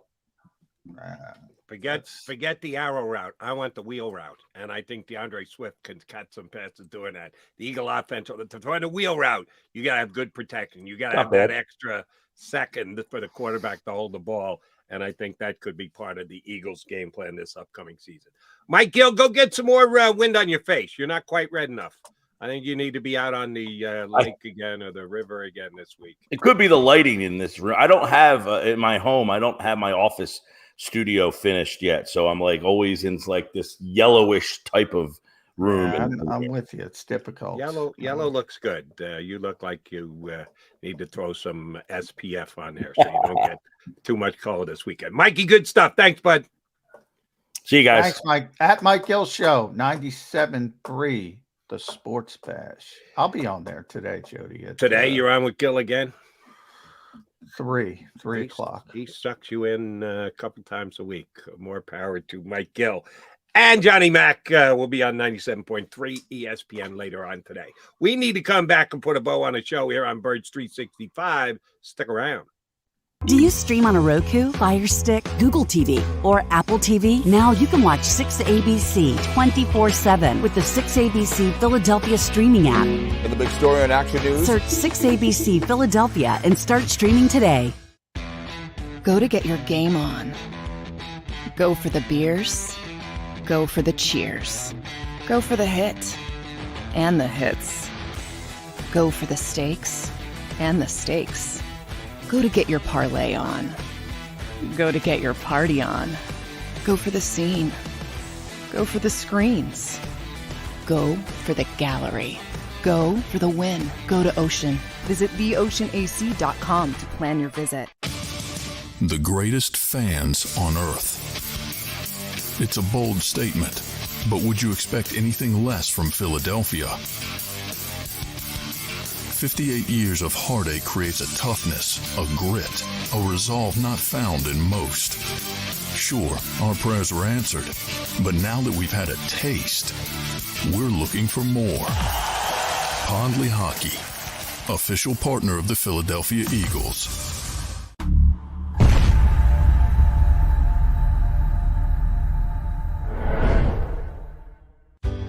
Go passionately.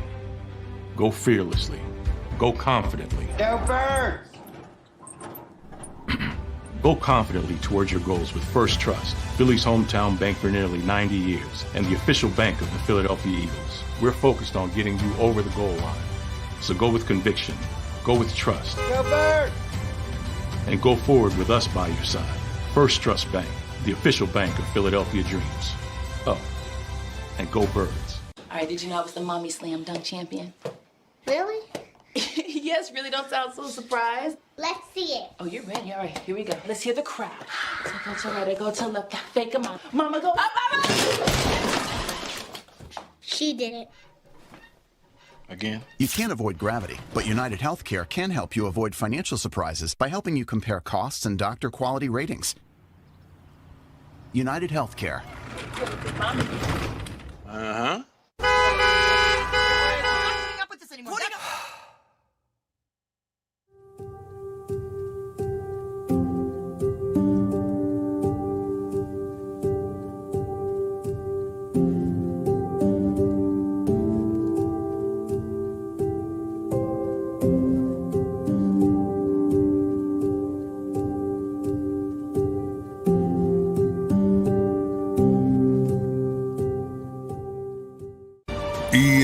EAGLES, Eagles. Coming down the home stretch here on Birds 365. You got Mac. And we've got 2 more days this week to talk Eagles football. Tomorrow we get John Stolnitz up, but from Bleeding Green Nation, Thursday is the day he's got availability, so we'll tap him in tomorrow. And our guy, Rick Saratella from NFL Draft Bible, who did a great spot with us. Previewing the draft, we get the review out of Saratella. And then Friday, you think you might have to head on over to the NovaCare complex, Johnny, man? Yeah, rookie camp Friday. So the rookies will be in, the tryout players, like the West Virginia guy you mentioned. Sort of first look at those guys. So the Jalen Carters of the world, Nolan Smith. You'll actually get to watch a couple of minutes of practice. Is that what I'm understanding? First so one you of the will year. be able to identify Sean Desai out there on the field? I don't know if I can identify him, but he will be on the field, presumably. That should be good. So we will be back again tomorrow. I told you Stolness and Saratella will be aboard. I'm going to be here, McMullen. How about you? I'm going to be here. We'll be back in day to day. Day to day. We're both day to day. I say for today, long live the Queen. Howie, go get Patrick Queen. Upgrade that linebacker position. McMullen and McDonald coming back in 2 and 2. You've been listening to Birds 365, the destination for the passionate Eagles football fan who bleeds green. If it's Eagles football, we're talking about it. Debate inside the locker room and guests that are some of the greatest football minds from around the region. We hope you enjoyed the show. We know we had a blast. Make sure to like, comment, and subscribe, and we'll be back soon. But in the meantime, hook up with us on social media at JAKIB Sports. See you next time on Birds 365.